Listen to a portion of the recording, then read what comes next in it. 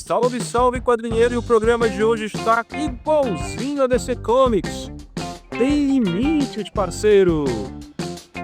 Sim, meu caro Deco Souza, finalmente temos em mãos aqui pra gente trocar uma ideia o novo status quo da DC, o DC Sem Limites. E olha só, mais do que um simples evento, tá correndo boato por aí que essa aqui foi a HQ que eu mais gostei de ler esse ano, Leandro.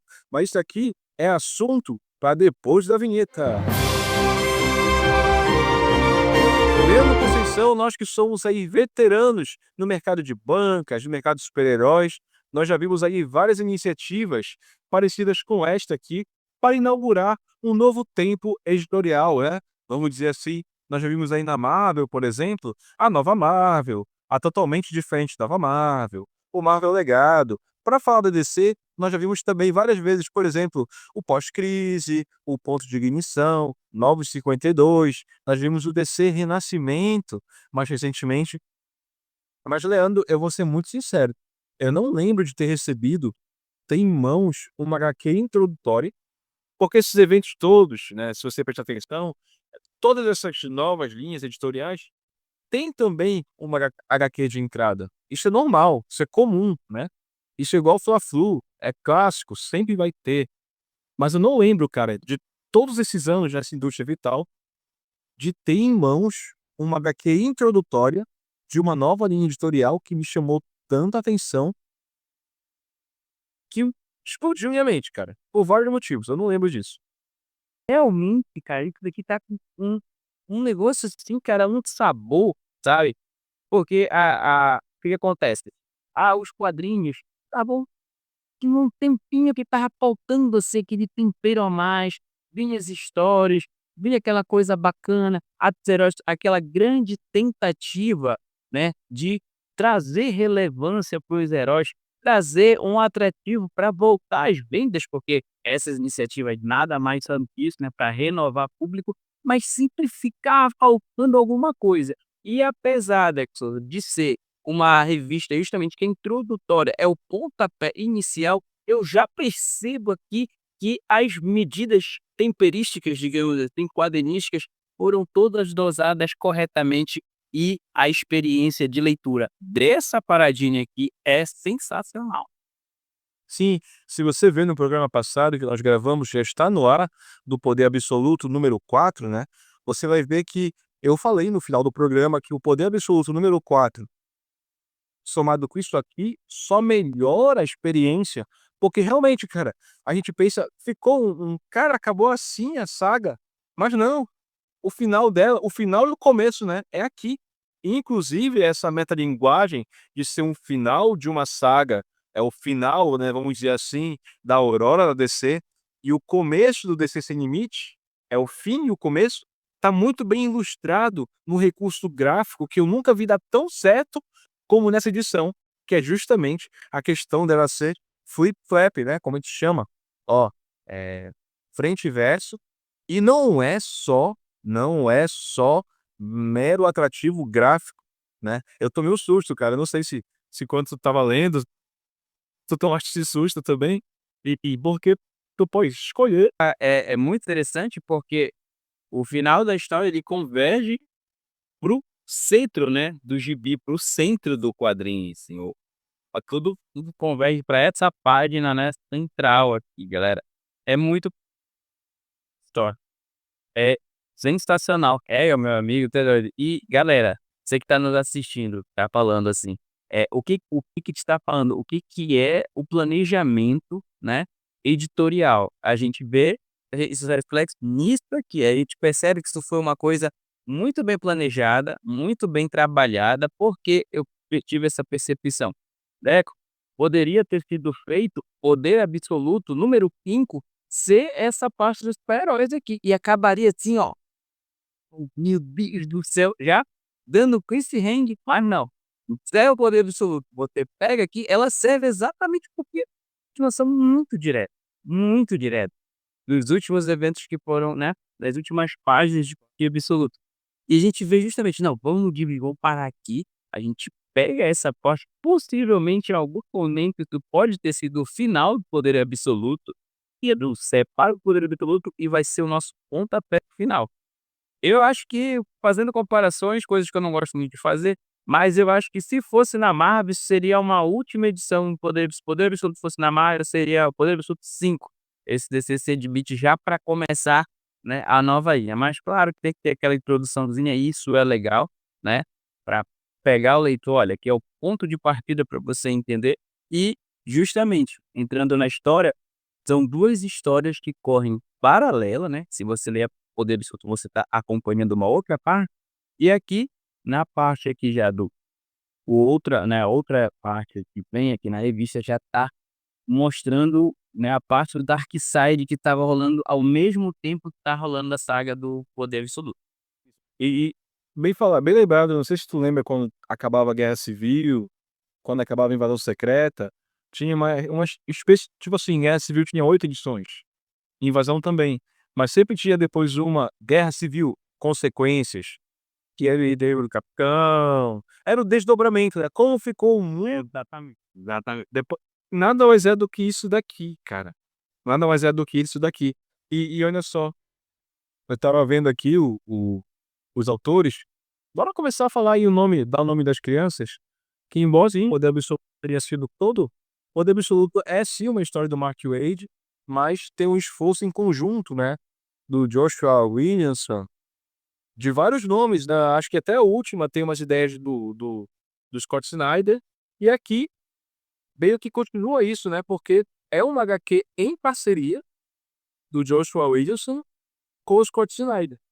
E o que eu percebi aqui, parceiro, olha só, parece que ao ver essa HQ, ela tem é sim um começo, mas me parece muito uma segunda chance que esses autores tiveram, especialmente para o senhor Scott Snyder. Porque, olha só, aqui nós temos algumas coisas muito importantes acontecendo. Darkseid dá as caras novamente, tá sumido aí no universo DC, e tem a formação da Liga da Justiça. Aqui no Brasil a gente ficou mais de um ano sem revista da Liga. E essa formação da Liga, ela vem diferente. Não é só o Superman, o Batman, a Mulher Maravilha e mais 4 encostados. Não. Quase todo personagem da DC heróico faz parte da Liga da Justiça agora. Sei lá, o Pirata Psíquico deve estar no meio, pra ter uma ideia.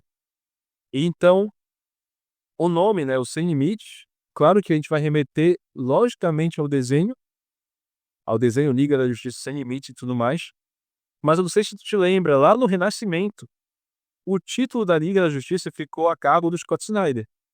E a equipe que ele montou foi justamente a mesma do desenho animado. A mesma, né, que é o Superman, o Batman, o Flash, a Mulher Gavião, o Caçador de Marte, o Jon Stewart, a mesma galera.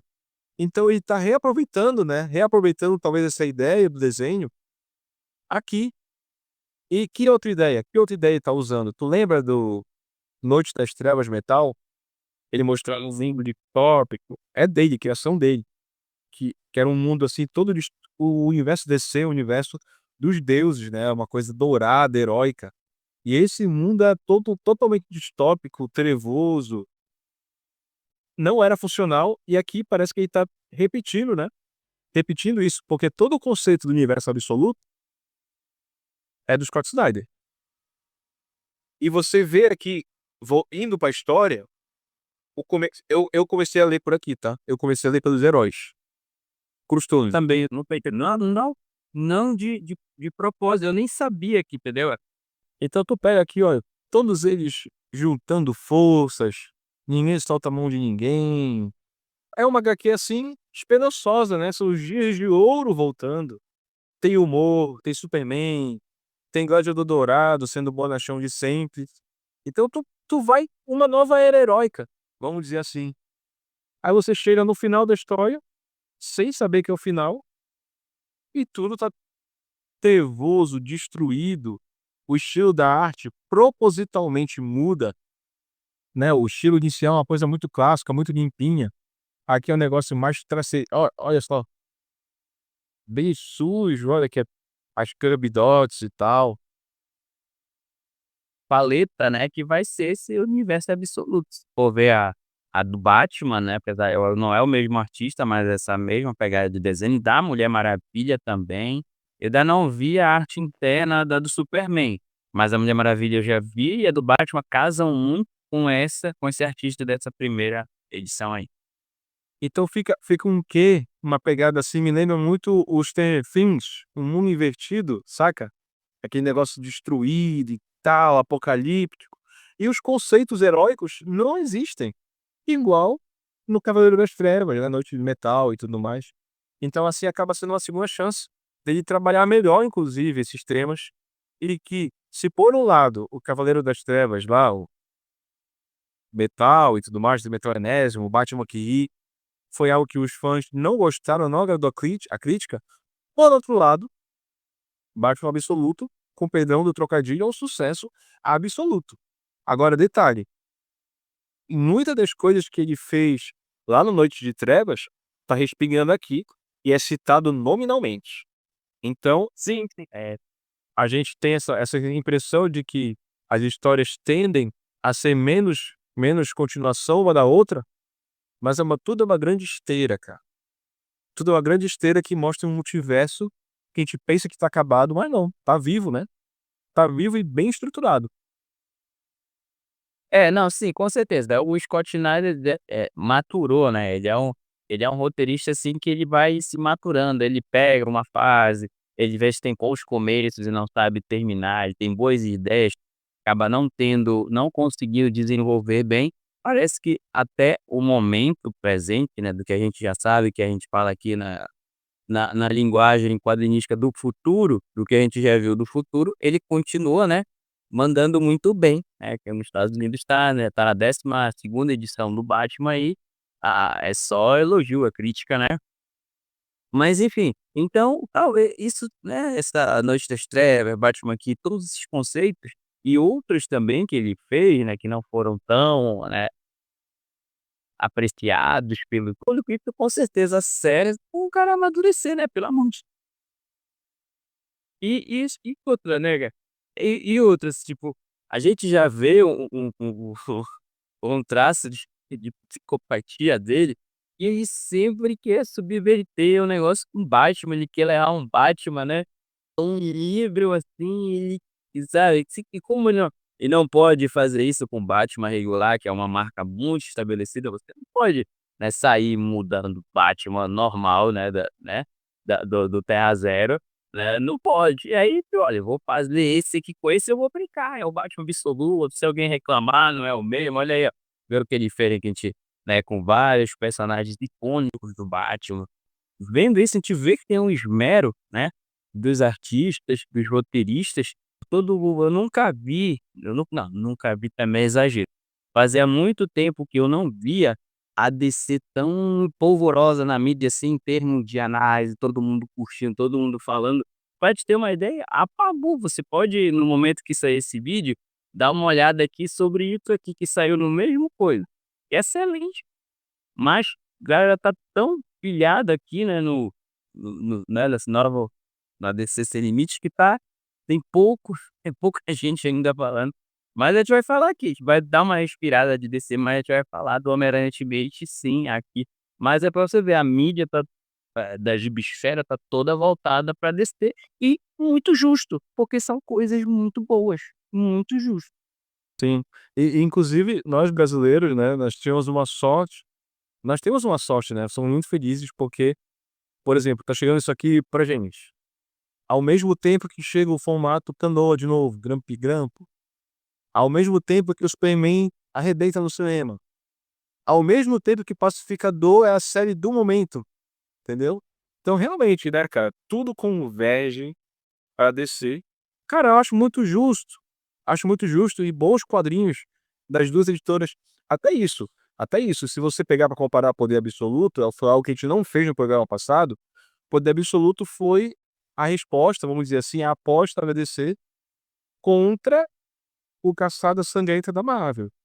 E as 2 sagas são introdutórias para um novo período editorial. O fim de Caçada Sangrenta mostra o Doutor Destino, tomando conta como Mago Supremo. Só que eu não sei por que diabos acontece isso E a Marvel não surfa no hype. Fica um tempão ainda enrolando, enchendo linguiça, com as histórias que a gente não quer saber. Aqui não, acabou o conteúdo absoluto, mês passado, toma aqui o DC Sem Limites, chegou o Superman número um, vai chegar essa semana chega a Liga da Justiça, e nós já temos entre nós Batman absoluto e não é perder tempo, é toque de caixa, cara. E essas coisas mostram que você enrolou. Isso. E essas coisas convergem para o que tu disseste. Tem uma linha editorial forte, são bons editores, bons escritores. Então isso aí no mínimo serve para acender a luz da concorrência, como a gente gosta de falar aqui em Belém, para acender a luz do outro lado do Almirante Barroso, né. É, não, exatamente, exatamente. A gente sempre tem isso, né.